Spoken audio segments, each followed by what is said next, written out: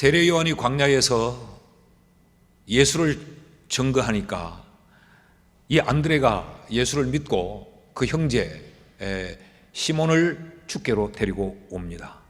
주님께서 자기 앞에 온 그 시몬을 향해서 주님이 그의 이름을 바꿔주세요. 게바라는 이름으로 바꾸어 줍니다. 42절 말씀을 보면 안드레가 시몬을 데리고 예수께로 오니 예수께서 보시고 이르시되 네가 요한의 아들 시몬이니 장차 게바라 하리라 하시니라. 게바는 번역하면 베드로라. 성경을 보면 이 유달리 베드로의 이름이 복잡하게 다양하게 언급이 돼요. 시몬이라고 불려지기도 하고, 들은 그 시몬을 부를 때 요한의 아들 시몬이라고 특징지어서 부르기도 하고, 들은 게바라고 부르기도 하고, 들은 베드로라고 부르기도 하지요. 이 게바라는 말은 아람어로 케파스라는 말인데 반석이라는 의미입니다. 그것을 이제 이 헬라어로 페트로스, 베드로, 이 베드로라는 말은 엄격하게 보면 반석이기는 한데 쪼개어진 조각 반석을 이야기해요. 그러나 이 아람어로 게바나 이 헬라어로 베드로나 모두 반석, 돌을 이야기합니다. 왜 성경이 베드로라고 하는 한 인물의 이름이 바뀌어진 이 계명 사건을 여기 기록하고 있을까?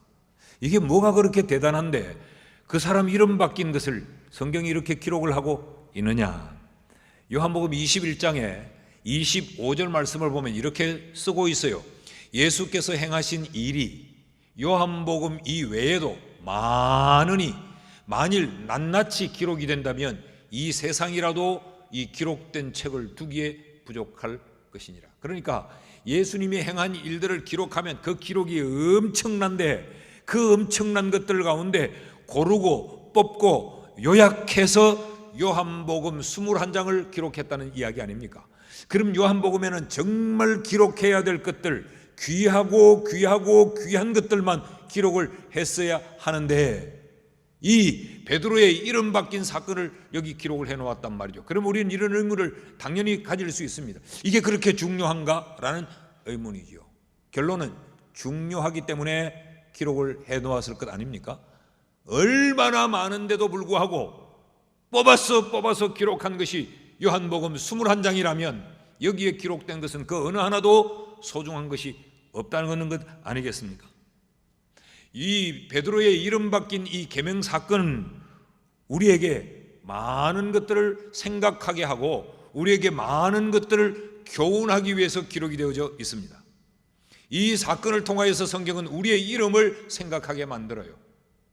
네 이름은 뭐냐를 스스로 질문하게 만드는 것입니다. 나의 이름은 뭐냐? 내 이름은 시몬이냐? 아니면 게바냐? 이것을 우리로 하여금 생각하게 만드는 것이 본문의 사건이에요. 이 이름의 의미가 뭐냐? 이 이름의 의미는 영적인 현 주소를 알게 합니다. 내 지금 신앙의 상태가 어떠하며 내 영적인 현 주소는 무언가를 우리에게 알도록 하는 것이 이 베드로의 계명 사건이에요. 성경에 보면 이 이름을 묻거나 이름을 바꾸는 일들이 참 많죠. 사울이 바울로 바뀌고 이런 일들이 야곱이 이스라엘로 바뀌고 아브라함이 아브라함으로 바뀌고 이런 이름 바뀐 일들, 이름에 관한 이야기들이 굉장히 많죠. 이 이름은 우리의 영적인 신앙과 직결되는 이야기예요. 예수님께서 야복 강변에서 형 에서가 400명의 군대를 거느리고 야곱의 목을 따러 온다는 소식을 듣고 야곱이 불안 가운데 야복 강변에서 몸을 숨기고 있죠. 그때 주님이 야곱을 찾아오십니다. 하나님이 야곱을 찾아오셔서 야곱에게 싸움을 걸어요. 그 본문은 우리가 가만히 눈여겨 읽어보면 야곱이 주인공이 아니고 하나님이 주인공이에요. 하나님이 야곱을 찾아오셨고 하나님이 야곱에게 시비를 걸고 하나님이 야곱의 옆구리를 치면서 싸움을 걸어서 하나님이 야곱을 때려눕힌 사건이지 야곱이 하나님과 맞짱을 뜬 사건은 절대로 아니에요. 그러니까 우리가 성경을 신학을 몰라도 원어를 몰라도 국어 성경만이라도 잘 보면 성경의 그 의미를 잘 알 수 있죠. 그래서 제가 늘 우리 교육자들에게 국어 성경이라도 읽고 또 읽고 정신을 차려서 문맥을 잘 봐야 된다고 늘 강조를 해요. 자, 그렇다면 하나님은 야곱이 누군지를 아셨기에 찾아오셨어요. 야곱이 어디로부터 왔고 야곱이 어디로 가며 야곱의 지금 현재가 어떠하고 야곱이 무슨 생각을 하고 있으며 야곱의 지난날의 삶이 어떠했고 야곱이 앞으로 어떤 삶을 살 것을 누구보다도 하나님이 잘 아셨다는 이야기입니다. 그 하나님이 야곱에게 묻습니다. 네 이름이 뭐냐? 그 말은 야곱의 이름을 알고 싶어 물은 것이 아니고 야곱의 정체성을 하나님이 드러내는 거지요. 너 어떤 인생이냐? 너 지금 뭐 하고 있느냐? 너 어디에 있느냐를 묻는 질문이 내 이름이 뭐냐라는 질문이죠. 오늘 이 베드로의 이름 바뀐 이 사건은 단순히 이름이 바뀌었다더라라고 하는 사실을 우리에게 가르치려는 것이 아니고 우리의 영적인 현재를 돌아보며 우리의 영적인 삶이 어떻게 나아가야 될지를 우리에게 일러주기 위해 한 사람 베드로의 이름 바뀐 사건을 여기 기록하고 있는 것입니다. 오늘 이 이름의 의미를 좀 살펴보려고 합니다. 그 첫째로 시몬이라는 이름의 의미를 살펴보십시다. 42절 말씀을 다시 보면 이 시몬을 칭하기를 예수께서 보시고 이르시되 네가 요한의 아들 시몬이니 라고 말씀하세요. 그러니까 이 시몬이라고 하는 이 이름은 시몬의 육신적인 혈통을 우리에게 언급하는 거지요. 요한의 아들인 시몬, 이 시몬은 시몬의 아버지 요한에 의해서 붙여진 이름일 거예요. 그러니까 이 시몬이라고 부르는 것은 육신에 속한 사람을 드러내기 위해 부르는 표현입니다. 성경을 보면 베드로의 이름이 다양하게 언급이 되고 있는데 이게 무질서하게 그저 기분 내키는 대로 막 언급이 되는 것이 아니고 한 가지 특징이 있어요. 기준이 있어요. 질서에 따라 들어는 시몬, 들어는 요한의 아들 시몬, 들어는 게바, 들어는 베드로 이렇게 불려지고 있습니다. 그 기준이 뭐냐?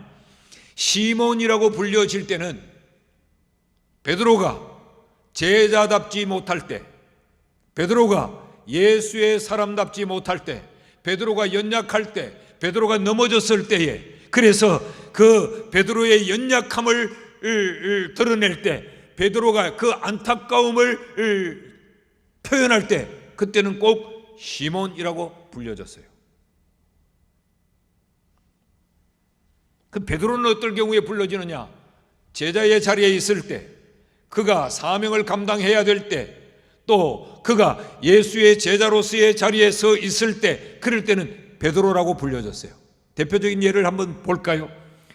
예수님께서 이 베드로가 예수님을 부인하기 전에 예수님이 이 십자가 지실 그 일을 눈앞에 두고 제자들을 데리고 겟세마네로 기도하러 가셨죠.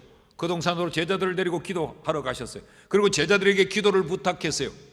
예수님은 십자가를 져야 된다고 하는 것이 예수님에게 지금 고민이었던 겁니다. 그것은 예수님이 십자가를 피하기 위하여서 고민이 아니고 자신은 십자가를 져야 된다는 것도 알았고 죽기 위해 이 땅에 오셨다는 것도 잘 알았지만 인성을 가진 주님이 십자가를 눈앞에 두고 지금 고민하는 거죠.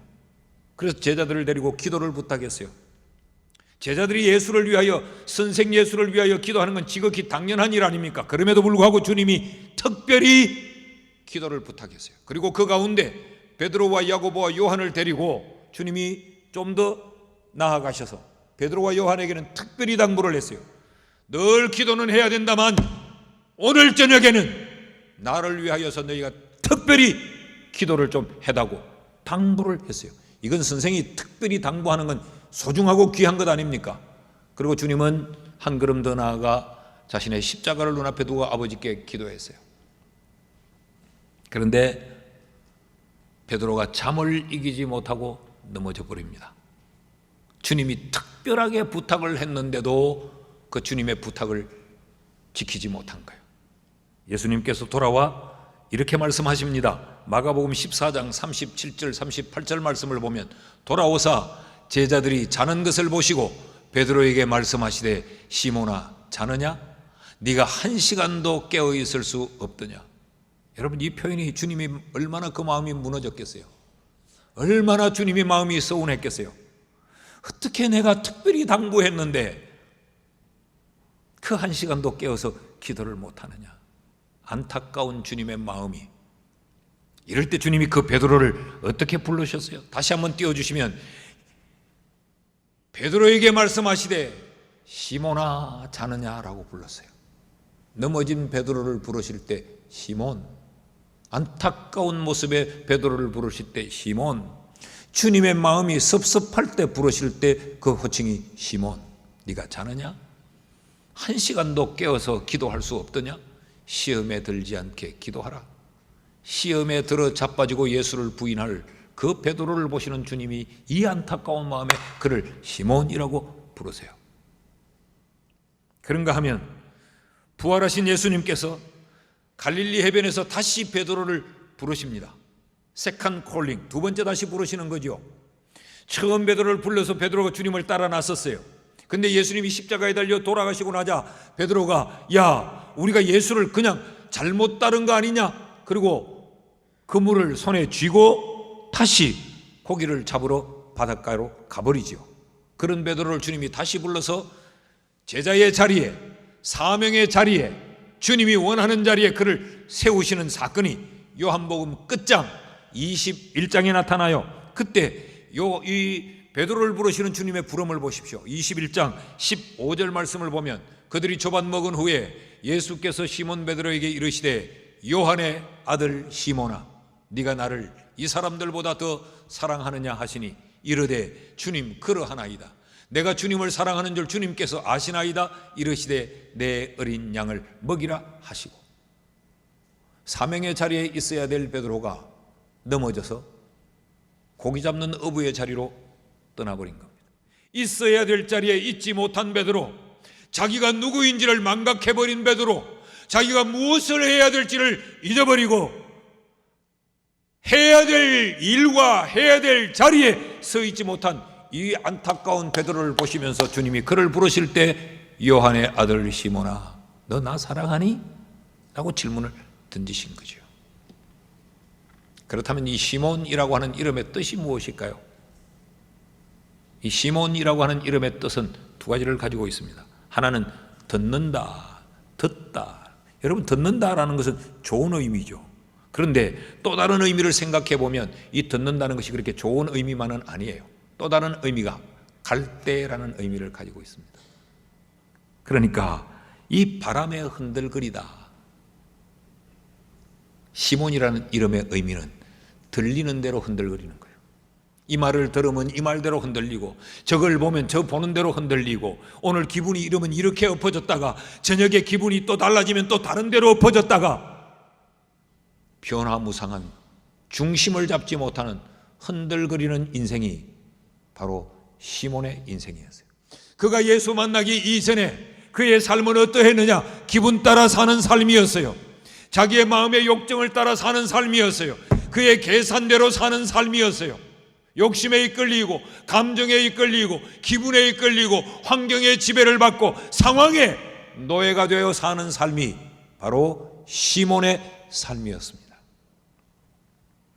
여러분, 혹시라도 지금 내 삶이 세상의 풍랑에 흔들리고 환경에 따라 움직이고 내 기분 따라, 내 감정 따라, 내 자존심에 따라 내 삶이 이리 치우치고 저리 흔들리고 이리 끌리고 저리 끌리는 삶을 살고 있다면 오늘 우리는 시몬입니다.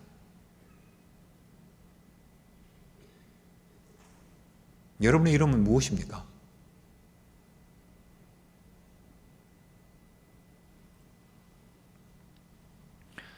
세상의 쾌락을 보면 그 쾌락에 마음이 끌리고 몸이 따라가요. 오늘 기도하고 오늘 예배했지만 내 자존심과 내 감정의 변화가 생기면 오늘 들었던 말씀도, 오늘 기도했던 기도의 내용도 사정없이 버리고 우리는 내 자존심과 내 기분과 내 감정을 따라 흔들려 버립니다. 그러면 내 이름은 시몬입니다. 그래서 이 시몬의 이름을 생각하다 보니까 야, 시몬은 정말 들리는 대로 갈대 같은 인생이 맞겠다 싶어요. 시몬, 너는 낙엽 밟는 소리가 들리냐? 낙엽 밟는 소리에도 마음이 움직이고 춤을 춰버리고 흔들리는. 그러니까 시몬은 우리가 예수 믿고 바뀌어야 될 우리의 옛 모습이에요. 시몬은 예수 믿고 난 우리가 던져버리고 버려야 될 부끄러운 이름입니다. 육신의 나약함에 붙들린 부끄러운 이름이 시몬이에요. 혹시 아직도 시몬으로 살고 계시지는 않습니까? 하나님의 말씀이 기준이 아니고 내 계산기의 답이 기준이고 내 감정이 기준이고 내 욕심이 내 삶의 주인인 거죠.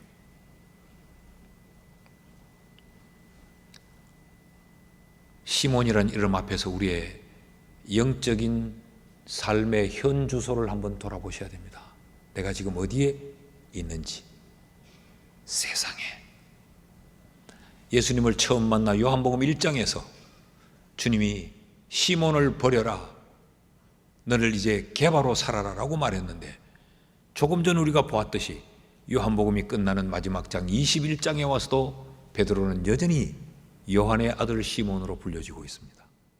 제자였음에도 불구하고 3년이나 주님과 함께 따라다녔음에도 불구하고 많은 은혜를 체험했어도 불구하고 그는 여전히 버려야 될 시몬의 이름을 버리지 못하고 그는 시몬의 자리에 서서 시몬을 살고 있는 거죠. 이게 부끄러움입니다. 참된 그리스도인은 어떤 사람인가? 시몬의 이름을 버린 사람이 참된 그리스도인입니다. 난 오늘 3부 예배를 드린 여러분 모두가 시몬의 자리를 탈출할 수 있기를 주의 이름으로 축복합니다. 시몬의 옷을 벗어버리기를 바랍니다. 하나님이 오늘 이 말씀을 통해서 마치 에덴 동산에서 무너진 아담, 범죄한 아담, 그를 부르듯이 아담아 네가 어디 있느냐라고 부르듯이 하나님은 오늘 내 이름이 뭐냐? 하나님이 우리에게 우리의 이름을 물으시는 거예요.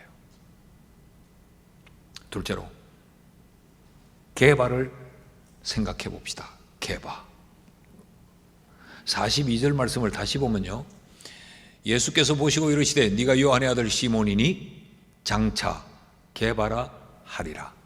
게바는 번역하면 베드로라. 그러니까 이 게바는 바꾸어져야 될 시몬의 이름이에요. 시몬이 그의 아버지에 의해서 붙여진 이름이라면 게바는 예수님에 의해 붙여진 이름입니다. 여러분 묘하지 않아요? 시몬은 바람에 흔들리는 갈대 같은데 이 게바는 바람에 흔들리지 않는 반석이에요. 이게 하나님의 원하심이라는 겁니다. 하나님은 우리가 어떤 그리스도인이 되기를 원하느냐? 그리스도인이라는 이름은 가지고 있지만 그리스도인으로서 그리스도인의 활동은 하고 있지만 시몬처럼 흔들거리는 삶을 사는 걸 원치 않아요. 믿음의 반석 위에 뿌리를 든든히 내리고 있는 이런 게바이기를 원하신다는 말이죠. 베드로의 이 신앙생활을 가만히 보면 마치 놀이동산에 롤러코스터를 타는 것 같아요. 신앙의 이 상승 곡선을 그리다가 한순간 내리막으로 뚝 떨어졌다가 또다시 올라갔다가, 이게 베드로의 신앙생활인 것 같아요. 고백과 열정은 만점입니다. 고백하고 열정으로 불태우는 데는 두 번째가 라면 서러운 게 이 베드로예요. 그런데 그 삶을 실천하는 데는 빵점입니다. 출발은 화려하게 출발을 합니다. 그런데 그 나중은 늘 어두워요. 이게 베드로예요. 자, 보십시오. 갈릴리 해변에서 처음 주님의 부름을 받던 베드로를 생각해 보십시오. 마태복음 4장 18절에서 20절에 보면 갈릴리 해변에 예수님이 다니시다가 두 형제 곧 베드로라 하는 시몬과 그의 형제 안드레가 바다에 그물 던지는 것을 보시니 그들은 어부라 말씀하시되 나를 따라오라 내가 너희를 사람 낚는 어부가 되게 하리라 하시니 그들이 곧 그물을 버려두고 예수를 따르니라. 여러분, 이건 엄청난 사건이에요. 얘들이 그물 던져 고기 잡고 있는데 예수님이 날 따라오느라 이제는 고기 잡는 어부가 아니고 사람 낚는 어부가 되게 할게. 그러니까 그물을 놓고 예수님 따라갔다. 이 정도가 아니에요. 이것은 이들의 생업입니다. 배와 그물은 이들의 전 재산입니다. 이런 이야기죠. 사업을 크게 확장을 시켜놓고 이제 그 공장의 기계가 막 돌아가고 이런데 주님이 날 따라오느라 그러니까 그 모든 것을 다 포기해버리고 혈혈단신, 홀홀단신, 그냥 예수를 따라 나선 것과 똑같은 이야기예요. 엄청난 결단입니다. 그런 베드로가 요한복음 21장에 가보면 가장 먼저 버렸던 그물과 배를 다시 손에 쥡니다. 그 그물을 거머쥐고 버렸던 그 배에 제자들 중에 가장 먼저 올라타 옛삶으로 돌아가 버립니다. 요한복음 21장 2절과 3절 말씀을 보면 시몬 베드로와 디두모라 하는 도마와 갈릴리 가나 사람 나다나엘과 세베대의 아들들과 또 다른 제자 둘이 함께 있더니, 이 무슨 이야기가 하면 지금 제자들이 다 한 곳에 모여 있었어요. 예수님이 십자가에 달려 돌아가셔 버렸어요. 그러니까 이들은 지금 주인을 잃어버린 겁니다. 그래서 제자들이 지금 불안 가운데 모여 있어요. 그때 베드로가 그들 가운데 일어서서 시몬 베드로가 말하기를 나는 물고기 잡으러 가노라 하니 그들이 우리도 함께 가겠다 하고 나가서 배에 올랐으나 그날 밤에 아무것도 잡지 못하였더니, 이 말은요, 제자들이 많이 모여가지고 낙심하고 있는 이런 상황에 베드로가 나는 물고기 잡으러 간다 이랬다는 정도가 아닙니다. 그들을 충동질했다는 겁니다. 선동질했다는 거예요. 이때까지 우리가 잘못 따라다녔다, 이때까지 헛다리 짚었다, 사람 낚는 어부보다 고기 잡는 어부가 나았다, 나는 이제 옛 삶으로 돌아간다. 그렇게 멋들어지게 결단을 하고 예수 따라 나섰던, 출발이 화려했던 이 베드로가 이렇게 비참하게 무너지고 있는 겁니다.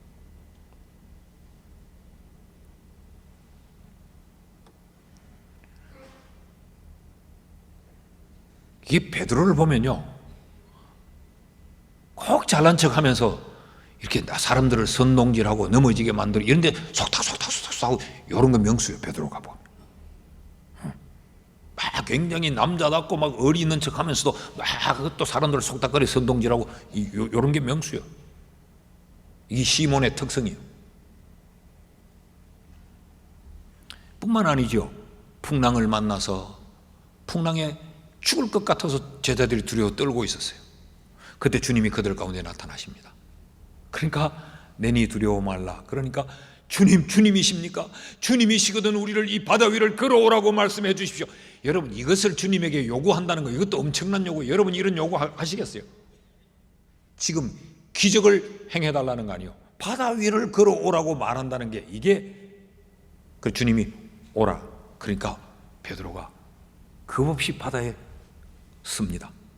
베드로의 발이 빠지지 않아요. 바다 위를 베드로가 걷습니다. 얼마나 멋집니까? 근데 가다가 베드로가 빠져버립니다. 왜 빠졌어요? 풍랑을 바라보고 두려워하다가 물에 빠졌다 그랬어요. 멋지게 기적으로 출발했다가 완전히 쪽팔리는 상황을 만난 거죠. 여러분, 이 그림을 한번 봐요. 예! 하고 나가서 바다 위를 척척 걷다 와! 쏙 빠져버려. 그러니까 이 인생이 얼마나 한 사건에서도 올라갔다 내려갔다 올라갔다 내려갔다. 예수님께서 사람들이 나를 누구라 하더냐 이렇게 물으니까 제자들이 대답했어요. 저 사람들이 예수님을 제대로 못 알아봅디다. 엘리야라고 하는 사람도 있고요, 선지자 중에 한 사람이라고 말하는 사람도 있고요, 그들이 멍청하게 예수님을 잘 모릅디다. 잘난 척하는 그들에게 예수님이 물어요. 그럼 베드로를 보고 너는 나를 누구라 하느냐 물어요.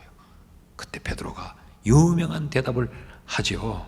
마태복음 16장 16절에 시몬 베드로가 대답하여 이르되 주는 그리스도시요 살아계신 하나님의 아들이시니이다.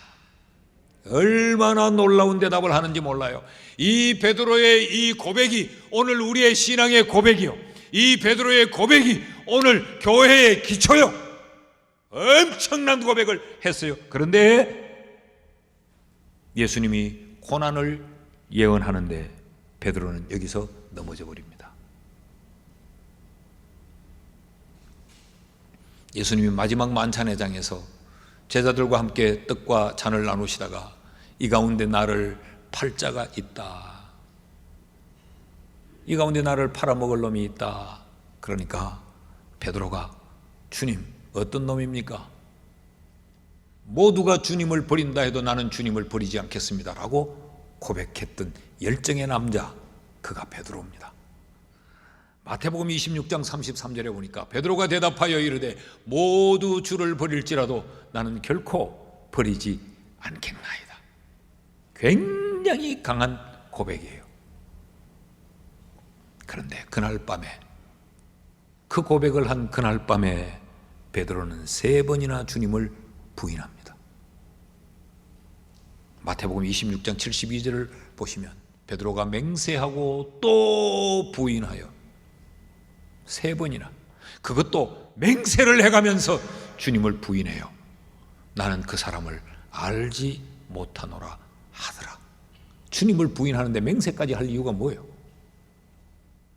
결코 주님을 버리지 않겠다고 했던 그가 그날 밤에 맹세까지 하면서 주님을 3번이나 부인합니다. 이게 시몬이었죠. 그런데 이런 베드로가 개바로 거듭납니다. 마태복음 26장 75절, 예수를 이렇게 부인하고 난 이후 이에 베드로가 예수의 말씀에 닭 울기 전에 네가 3번 나를 부인하리라 하심이 생각나서 밖에 나가서 심히 통곡하니라. 이 통곡의 밤이 지나간 후 베드로는 달라져 버립니다. 베드로가 이 밤에 무엇을 통곡했겠어요? 시몬인 자기를 미워하지 않았겠습니까? 어쩌다가 나는 이 모양이 이 꼴이냐? 나는 왜 이런 인간이냐? 나는 왜 이렇게 흔들거리느냐? 나는 왜 이래 갈대냐? 시몬인 자신을 하나님 앞에 통회하면서 쏟아. 이게 복음서의 마지막입니다. 그리고 이어지는 것이 사도행전이죠. 사도행전 2장에서 오순절날 성령의 강림 사건을 통해 베드로가 성령의 세례를 받습니다. 그러자 베드로가 개바가 됩니다. 사도행전 2장 14절 말씀 보십시오. 베드로가 11사도와 함께 서서 소리를 높여 이르되 유대인들과 예루살렘에 사는 모든 사람들아, 이 일을 너희로 알게 할 것이니 내 말에 귀를 기울이라. 예수를 증거하는 거예요. 그런데 여기도 표현이 참 11사도와 함께 있는 중에,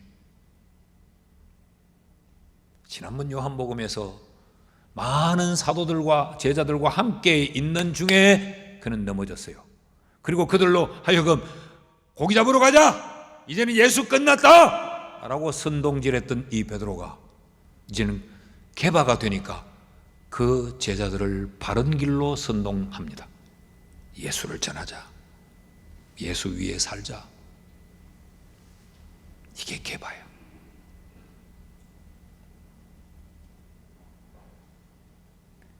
(21절) 말씀에도 보면요, 그 베드로가, 예수를 부인했던 베드로가 누구든지 주의 이름을 불러야 구원을 받는다고 예수를 자랑합니다. 예수를 소개합니다. 36절 말씀을 보면요, 그런즉 이스라엘 온 집은 확실히 알지니 너희가 십자가에 못 박은 예수를 하나님이 주와 그리스도가 되게 하셨느니라. 예수가 십자가에 못 박히러 가는 길에 베드로는 멀찍이 궁둥이를 빼고 따라갔던 사람이에요. 저 예수를 나는 알지도 못하고 예수와는 상관도 없다고 말했던 그가 너희가 예수를 십자가에 못 박여 죽였다고 고발을 합니다. 하나님이 그 예수를 다시 살렸다고 예수를 자랑스럽게 이야기하고 있습니다. 흔들리지 않는 베드로. 38절 말씀도 보십시오. 베드로가 이르되 너희가 회개하여 각각 예수 그리스도의 이름으로 세례를 받고 죄 사함을 받으라. 그리하면 성령의 선물을 받으리니. 자신이 게바가 되어 보니까 게바의 삶이 진짜 삶인 거죠. 시몬의 삶은 가짜였던 거지요. 시몬의 삶은 모조품이었던 거지요. 그래서 내가 성령의 선물을 받고 나니 이 삶이 이렇게 좋더라는 거예요. 그래서 너희도 회개하고 성령의 선물을 받으라고 지금 외치고 있는 거죠. 여러분, 이 삶이 우리가 살아야 될 삶입니다. 참된 그리스도인은 게바로 사는 거예요. 환경에 따라 바꾸고 실리에 따라 바꾸고 앞에서와 뒤에서 달라지는 이런 흔들거리는 갈대처럼 시몬의 삶은 참된 그리스도인의 삶이 아닙니다. 참된 그리스도인의 삶이 아니라면 잘못된 그리스도인의 삶인 거죠. 여러분, 세상은 그렇게 살 수 있어요. 앞에서는 예 맞습니다, 옳습니다, 최고입니다 하고 돌아서 가지고 세상은 이럴 수 있어요. 한 입으로 얼마든지 두 말 할 수 있어요. 앞에서는 안 그런 척하고 가만히 침묵하고 있다가 나가가지고 한 엉뚱한 소리를 세상은 얼마든지 할 수 있어요. 믿음의 세계는 그럴 수 없는 거예요. 반석이어야 합니다. 반석. 네. 사장에도 가보면요, 사도행전 4장에 보면 18절에서 20절 말씀에 보면요, 이 복음 전하는 이들을 불러서 도무지 예수의 이름으로 말하지도 말고 가르치지도 말라 하니 베드로와 요한이 대답하여 이르되 하나님 앞에서 너희 말을 듣는 것이 하나님의 말씀을 듣는 것보다 옳은가 판단하라. 우리는 보고 들은 것을 말하지 아니할 수 없다. 한 계집종의 질문 앞에서도 맹세하면서 예수를 부인했던 이 흔들리던 시몬이 총칼 앞에서도 우린 예수를 말하지 않을 수 없다, 이렇게 바뀐 겁니다. 여러분, 이 게바의 삶에 갈등이 있을 수 있겠습니까? 이 게바의 삶에 뭔가 복잡다단한 게 있을 수 있겠습니까? 게바의 삶은 대단히 심플, 단순합니다. 믿음 하나뿐입니다. 게바의 삶은. 네. 그러니까 고민하고 번뇌하고 갈등하지 않아요. 마음을 정해버리니까 반석이 되니까 게바의 삶은 스마일의 삶이 되는 거예요. 그거 하나로 웃고 살 수 있는 거예요. 왜 사람의 얼굴이 웃음이 사라지느냐? 생각이 많으니까 웃음이 사라지는 거예요. 딱 정해버리고 나면 그렇게 고민할 게 없어요.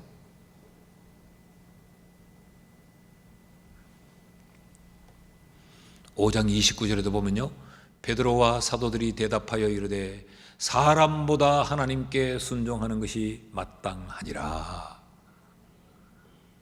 이것이 반석이 되어버리니까 뭐 고민할 이유가 없는 거예요. 계산을 따로 놓아볼 이유가 없는 거지. 하나님 말씀 듣는 것이 마땅하고 하나님께 순종하는 것이 답이다. 그러니까 명료해져 버립니다. 그러니까 굉장히 쉬워집니다. 편해집니다. 이게 게바의 삶입니다. 여러분, 지금 여러분의 이름은 뭡니까? 게바입니까? 시몬입니까? 그렇게 굴려도 잘 돌아가지도 않는 잔머리를 너무 굴리며 살 이유가 없잖아요. 옆에서 보면 다 보이는데 안 그런 척하고 혼자서 막 굴리고 눈이 좌우로 바짝바짝 왔다 갔다 하고 중심을 못 잡아가지고 얼마나 비극입니까? 그냥 게바로 삽시다. 믿음의 뿌리를 내리고 반석처럼 삽시다. 그게 우리가 살아야 될 삶이에요. 1세기에 안디옥 사람들이 그리스도인으로 불리워졌어요. 사도행전 11장 26절을 보면요, 바나바가 바울을 만나서 안디옥에 데리고 와서 둘이 교회에 1년간 모여있어 큰 무리를 가르쳤고 제자들이 안디옥에서 비로소 그리스도인이라 일컬음을 받게 되었더라. 이 안디옥 교회 성도들이 최초로 그리스도인이라는 이름을 얻게 됐어요. 이 그리스도인이라는 것은 그렇게 좋은 의미의 이름은 아니에요. 조금 비하하는 이름이었어요. 그리스도인, 크리스티아노스라고 하는 말은 직역을 하면 그리스도의 새끼, 그런 뜻이에요. 근데 이것을 조금 은유적으로 하면 그리스도 기름 부음 받은 자의 그 예수에 의해 그 기름으로 기름칠 된 자, 그 기름으로 칠해진 자, 다시 말하면 예수로 칠해진 자가 그리스도인이에요. 여러분은 그리스도인으로 사십니까? 예수가 칠해졌어요. 그래서 사람들이 보면 우리를 보고 그리스도를 보는 그 삶을 우리가 살고 있는지요? 제가 지난주일 말했듯이 이순신 성도로 살지는 않는지, 내가 믿는다는 것을 아무에게도 말하지 마라, 철저하게 숨기고 살다가 내가 계약하고 뭐 이렇게 만나는 당사자가 교인이라고 하면 그때는 자기도 교인이라는 걸 막 사정없이 드러내는 거죠. 나 반야울교회 다니고, 나 반야울교회 권사요, 나 장로요, 어쩌든지 그래서 엮어서 한 건 해보려고. 그런데 그리스도인임을 말하면 내게 어떤 불이익이 올 것 같으면 일절 입을 닦아버려. 불교인 만나면 불교인인 것처럼, 안 믿는 사람 만나면 안 믿는 것처럼, 갈대처럼 그렇게 살지 않고 그리스도로 기름칠된, 예수를 속 빼닮은 그리스도의 새끼들로 우리가 살아야 그게 참된 그리스도인입니다. 사진 하나를 보여드리죠. 폴리캅 감독입니다. 목사죠. 이 폴리캅은 성경 속에 나오는 서문학교회의 감독이었습니다. 서문학교회 감독인 이 폴리캅이 그 1세기의 교회가 핍박과 환난을 받을 때 이 폴리캅의 역량이 대단했단 말이죠. 목숨을 걸고 막 예수를 전하니까 이 예수를 전하지 못하도록 폴리캅을 급박하며, 너 예수 부인해라, 너 예수 모른다고 해라, 그러면 살려주겠다고 막 급박을 합니다. 그때 폴리캅이 자기를 급박하는 그 권력 앞에서 이렇게 말합니다. 86세가 된 노구의 폴리캅이, 예수는 내 인생 86년 동안 나를 부끄러워하지 않았다. 그런데 내가 이 내 인생 좀 더 살자고 내가 예수를 부끄러워하며 예수를 부인할 수 없다라고 말해요. 갖은 말로 회유를 하는데도 요지부동이에요. 그러니까 그를 장작더미 위에 앉힙니다. 마지막이다. 예수를 부인하면 살려줄 거고, 예수를 계속 믿는다고 하면 불질러 화형할 거다. 그때 폴리캅이 이렇게 말합니다. 이 장작불은 1시간만 타고 나면 끝이 날 건데 내가 이것이 무서워서 예수를 부인하겠느냐? 정작 우리가 무서워해야 될 것은 영원히 꺼지지 않는 지옥불이다. 그러니까 이 권력자가 그렇게 권력을 동원해서 회유하고 급박하는데도 요지부동이니까 불을 질러라고 말합니다. 장작에 불이 붙어 확 불이 타오르는데 기적같이 하나의 막이 생기더니 폴리캅을 이렇게 감싸서 장작의 불길이 폴리캅을 불태우지 못합니다. 그러니까 그 현장에 있던 모든 사람들이 두려움에 벌벌 떠는 거죠. 그 장면을 한참을 하나님이 연출하신 후에 장작불에 폴리캅이 불타 사라집니다. 이게 개바입니다.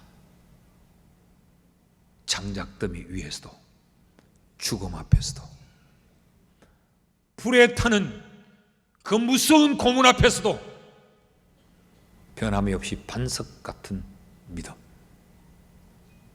이게 개바예요. 이것이 참된 그리스도인입니다. 사랑하는 여러분, 여러분은 시몬으로 여러분의 인생을 마치기를 원합니까? 아니면 오늘 개바로 살기를 원합니까? 예수님께서 장차 개바라 하리라. 그래서 우리도 늘 이렇게 핑계대지는 않는지요. 개바로 살아야지요.